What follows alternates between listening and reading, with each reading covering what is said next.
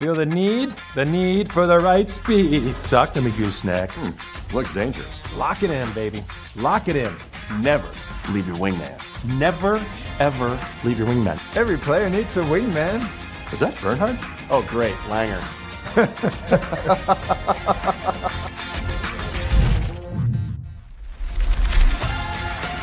You know why I play Tour Edge? Because I win with it.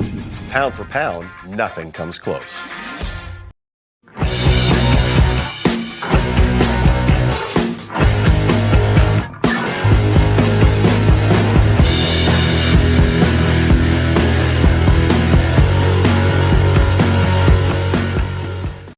Look what I just ordered. This trip is going to be great.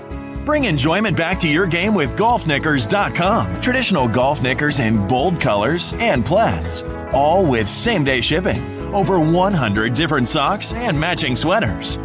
Perfect for corporate outings, weddings, and special events. Thanks, golfknickers.com, for making our tournament such a success. Make your experience memorable. Best time ever. Call today for a free catalog.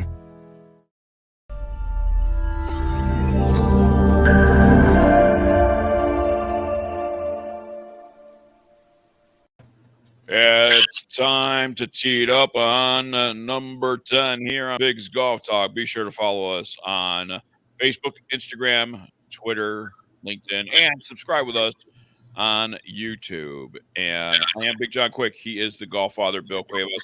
This segment is sponsored by golfknickers.com, the world's traditional leader in golf apparel. You can find the knickers for the ladies. You can find the knickers for the kids. You can find the knickers, obviously, for the men. Golfknickers.com. Enter promo code BIGS to get an additional 10% off of anything. And you want to turn your ringtone off, please? I did. You know who that was? Who? That was Amanda. About what? I don't know. She just left the show. She yeah. just left. Exactly. And I didn't even, you want me to read it? That was Amanda. Amanda, if you're listening, which you should be, I'll text you back. All right. Our next guest. Sometimes we just go off the rails and out of the realm. Yes. And everyone could use Bill the Godfather Cuevas. Everybody can use Bill the Godfather Cuevas? No, not everybody. No. That's what you said? No. I like what you said. Everybody can use them. Everybody can use a little wealth consulting. Absolutely, 100% agree. I'm sorry, my dog came in the studio, sat down, and is now crawling across the studio, rubbing her butt on the floor. I don't know why. Well, hopefully she doesn't leave you a surprise. I hope not. All right. It is weird. It is the first time I've ever seen her do that. Uh-oh. Okay. So everybody could use a little. You never know where this show is going to go. Unscripted. Going to the dogs. It's unscripted. Yeah. Going to the dogs. Mm-hmm. But what's not going to the dogs is everybody in their life can use some wealth consulting. Yes. If you're not one of those small percenters who have already have a nice little nest egg for retirement, typically I would say probably at the age of 45, people are starting to think about, wow, what do I got for retirement? When do I want to retire? And there's some that know right away, when they start their career, I'm going to retire by this time. I'm 55, boom. I want to play golf every day. Yeah, but you know what? COVID has thrown a ratchet in those people that thought they were financially secure. You didn't plan for 5.5%, inflation in 1 year, gas prices at almost $4 all around the country. Who planned for that in their future, in their financial plan? Nobody planned for that. Not only that, but during COVID, how many people had to actually dip into that nest egg? Exactly. Because a lot their of people careers had are put on hold. Exactly. So that's how do they build that up at a later age now? Mm-hmm. Well, we don't have the answers for you. Nope. But we know somebody that might have the answers for you. Exactly. She's building generational wealth across the country. And joining us right now is Terry Collins here on Big's Golf Talk. Terry, Hi. Oh my God. building generational wealth. Define that for us. Yeah, I just got to say, first of all, you guys are awesome. Thank I mean, you. I don't know Thank if you. anybody ever actually told you this, but you're like cuteness overload. Well, he's heard it a lot, and he has a big head because of it. Hey, I resemble that remark. What are you talking about? Actually, you know what? Big John. Sorry. Look, I was telling him when I came on that my husband, I said, do people call you Big John? And he said, yes. And I said, well, I call my husband Big Daddy, and he calls me Sexy Mama. Is that okay to say? Yeah, that's great to say. And I said, that's a lot better than what my wife calls me. Yeah. So anyway, I think that's a great question. I know. I think that's a great question to start with. So what is this? Are we going to do marriage or finances? Which one, guys? Yeah. Let's skip to the finances. Hey, you know what? Here's the thing. COVID has screwed up both. So Yeah. Let's go to the finances. I'll take that for 3,000, please. Yeah, and I think I do want to add, COVID actually was a revealing, right? It's a blessing because it revealed to us the things that we needed to learn and to start to put in place, you know? So when we have challenges, it's an opportunity for us to see what we're made of and what we're going to do about it, right? Mm-hmm. So, so I think that's a great question to ask first about wealth, because in the first week, so in the first week, we ask 2 questions, and we tell people the questions sound the same, but they're actually different, right? So one of the questions we ask people to define is, how do you define being financially healthy and strong? And how do you define having peace of mind, right? So it's super important for each individual person to define that, and then to be real about where they're starting and to know where they want to end, right? And so we actually ask people to define wealth for themselves. And I have found that a lot of people don't care about owning an airplane. No. They want to play golf. They want to play golf. Well, I want to own an airplane so I can go play golf. Yes. You know, they do. They want to, and actually, you know, like my husband, he's a golfer. He wants to play golf at quality resorts, right? He doesn't want to work hard his whole life and then not play golf at quality resorts. And honestly, that's what we've been blessed in the fact that we don't have wealth, and we've been fortunate enough because we have a platform. Yes, we're able to reach a lot of people that we do get to go to these resorts that are once in a lifetime, you know, for us, where we can reach people and they can go. But when, you know, hopefully when we get a little bit older, we'd love to go to those places that we never thought possible. You know, I want to go back to Puerto Rico. We had a blast in Puerto Rico. That's a trip. You know, at this moment, I would never be able to pay for myself. I mean, I think that trip, if you think about everything that we participated in, over $5,000. Yeah. And who has that expenditure during this current time, you know, during rebuilding? I actually like to encourage people when they're creating a realistic budget. And what I find is a lot of people, they don't want, and this is, you know, for the first week of this course, I've been doing this for a couple years. And for the first week of this course, I started asking myself, what is it in this hour that I want people to take away from this? And I started realizing I want people to get excited about their finances. You know, when people think about their finances, they actually don't want to do anything, and they start hyperventilating and they get into avoidance mode.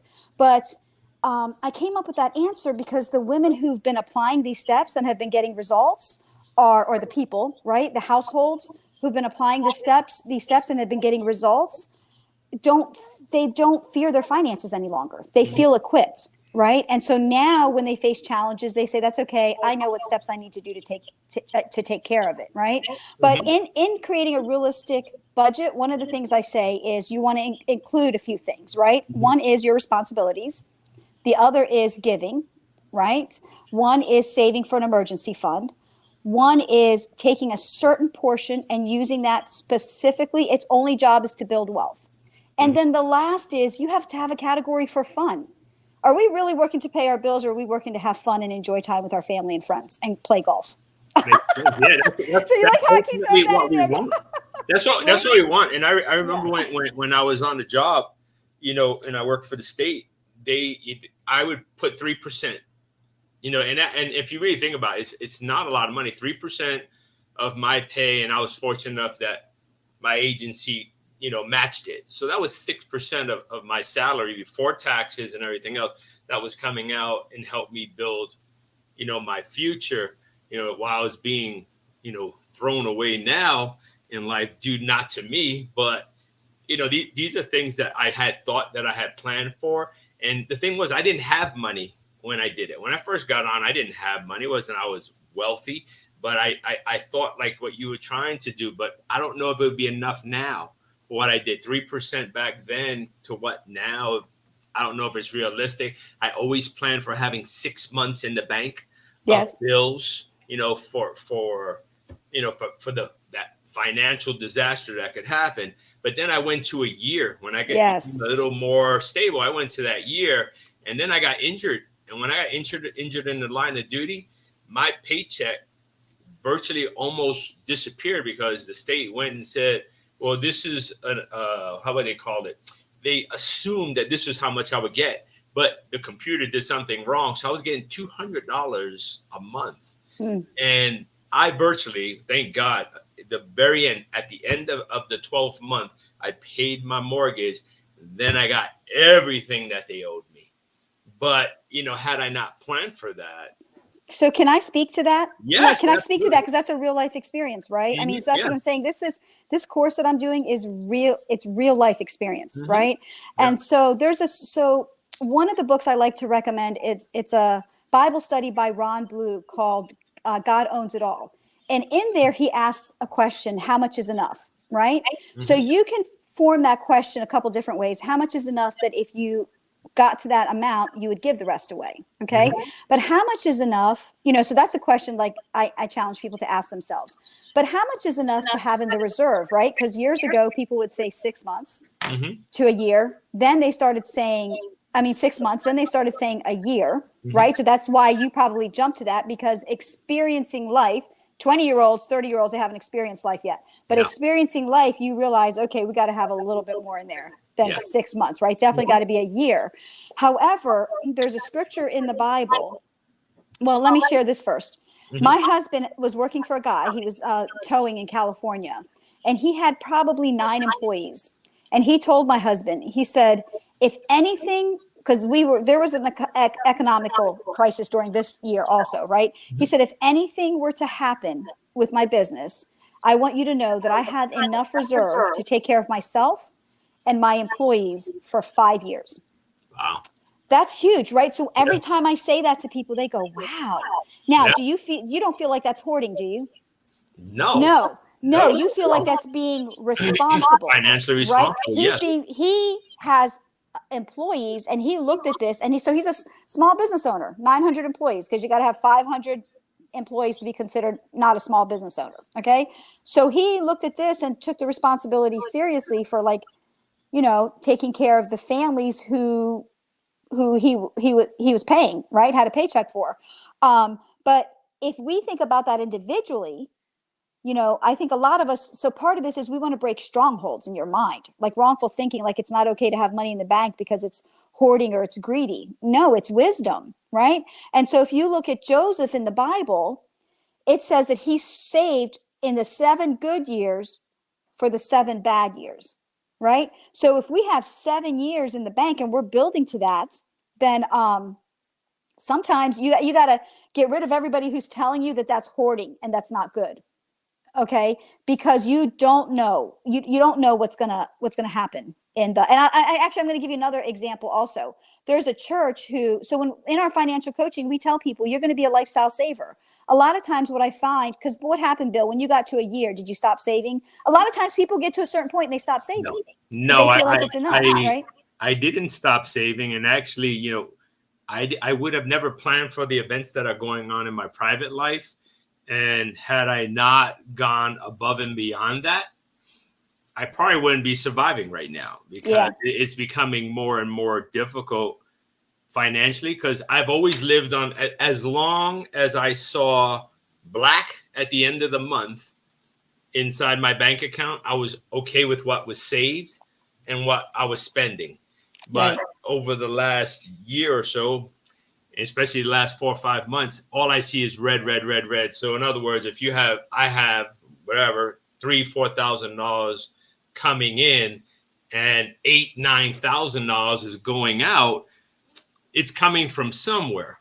You know what I mean? And when you can't, nobody plans for that. Nobody plans for that, and you just do what you have to do. I thank God that, what's going on is in the end, it'll be okay. But I would have never planned for it. So I always thought that, when I got to that year, I'm going to do more, because I found that year scared me, because when it got to that last payment and I didn't know where my mortgage was going to come, I knew money was coming, but I didn't know when. Right. So I don't like living like that. I like staying within my means. That's how I lived without for a long time. So I appreciate having enough to be comfortable. And that's what I want. I want to be comfortable. That's what I want. So part of what I'm trying to get people to think about and to renew your mind in the course is that we want to be more than comfortable, right? Because I think feeling like, so we want to step into overflow. So we want to get to the point where God is entrusting us to be generous givers, right? So we want to get into overflow, to know it's okay to get into overflow, and really to set ourselves up that way. And even possibly, so, I'm a realtor to investors. I don't know if you know that, but yeah, I know. Yeah. So I help people build a solid, profitable, sustainable rental portfolio. Right. And I'll tell you, in our office, we have our property management team during COVID, 30% of people did not pay their rent. Right. Yes. Our property management company collected 99% of the rents. That's unheard of. Okay. But I have people who come to me. We have a guy in our office who says, his name is James. He says, we have a recipe that works. And if we deviate from it, it doesn't come out with the same result. Right. And so it's the same thing with helping my investors. If someone tells me they want to do something that I feel like is too risky, because I'm looking for low risk, but I want you to stay ahead of inflation, because we talked about inflation in the beginning, right? Here's the thing. Inflation is there. So if it's 1%, 1.5%, right? Inflation is there. And a lot of people are, they have a little cushion in their budget. They don't feel like it because they're doing what they want to do with their money. But then when it jumps up to like 5%, everybody feels it, right? But it's always there. So if you're falling behind, and this year, what's happened is I've had people who've been retired for like 5 years come to me and say, I need to do something, Terry, because I didn't plan for inflation. Not at 6%. Yes. How do you plan for that? And so that's and it's not just continuing to grow your bank account, but it's continuing to grow your wealth, right? Passive income. But now the course that we're doing for the fundraiser is designed, it's designed for families to incorporate steps that you would just always do. Like if you want to be healthy, you exercise, eat right, drink plenty of water, get plenty of sleep, right? So it becomes a lifestyle. And so I was thinking about this before I came onto the show. And I thought, when my kids were younger, we would do this thing where we would drop everything and read for like 20 minutes. I think people should drop everything and go over finances for 20 minutes a day. And it's something that you should teach your kids. But when you start to do that, what do I teach my kids? Because I didn't learn it in school and I didn't learn it at home. So that course, this is the one. This is your real economics course. Yeah, this is the one. This is the one, not the one that we learned in school way back when you didn't know, they didn't teach you regular. Now this new math is 1 + 1 doesn't equal 2 until you figure out how to get to 2 and go all this crazy stuff. Okay, funny thing. Okay, so we just got back from Myrtle Beach. My husband wanted to see what golf was like there, right? Yep. And so I brought my grandson. I asked my daughter, can I bring my grandson? So the deal was I had to do some of his math with him. So I'm looking at it, and I feel like I'm like, they say there's like 3% of people who their mind sees numbers and can work with numbers. And I feel like I'm one of those people, and everybody in my family kind of like knows that, right? So I'm looking at this math, and my grandson, and I said, JR, I'm sorry, honey, grandma can't help you with this. He said, if you can't help me with this, I'm flunking for sure. Yeah. I mean, it got to a point where my twins weren't even learning how to write script. They took cursive writing out of the curriculum and added this funny math when why do you want to make something 10 minutes long when 1 + 1 is always going to equal 2? Right. It doesn't matter. We know that 2 fingers is still 2 fingers no matter what you do. But this new core math, or whatever it's called, it hurts you to the core. It really does, because it makes no sense to me how they do it. But I need to make money. So I know we're running short on time, but can you tell people a little bit about the charity thing that you're doing? Do you have coming up, that event? Mm-hmm. So Steve and I, if we could do anything where we were like completely didn't have to work for, right? We are always looking for things like, what's the need? So like, for example, when there was a hurricane that hit North Carolina, we put together like, Steve was like, hey, babe, I feel like God's telling me to do to bring stuff there.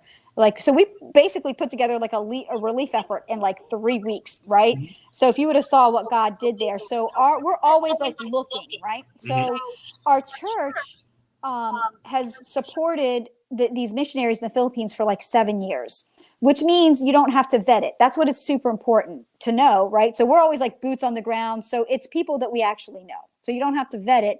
But a typhoon hit a couple months ago and completely wiped everything out. So we were trying to raise the whole church trying to raise like $12,500 to get them, it turns out that they actually didn't own the land that we were building everything on. So we're getting land and then rebuilding.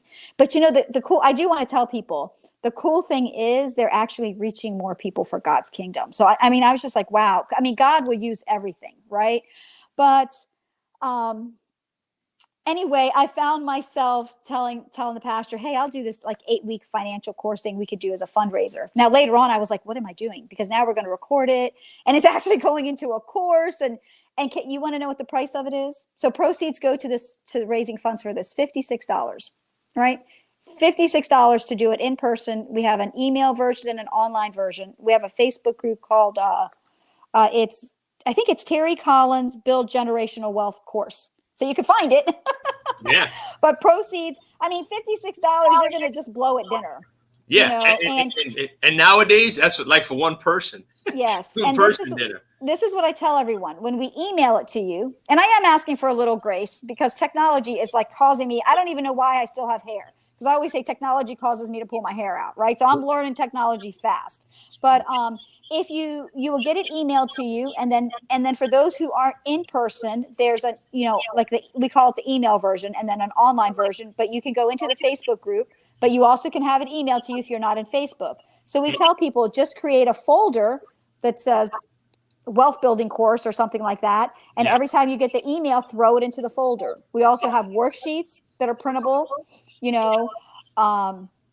For example, the course is $56, but I know when I first started this years ago, you know how at the bank they give you that little thing to keep track of, write down whenever you wrote checks or you did. It's like this little thing, right? So we created a big thing.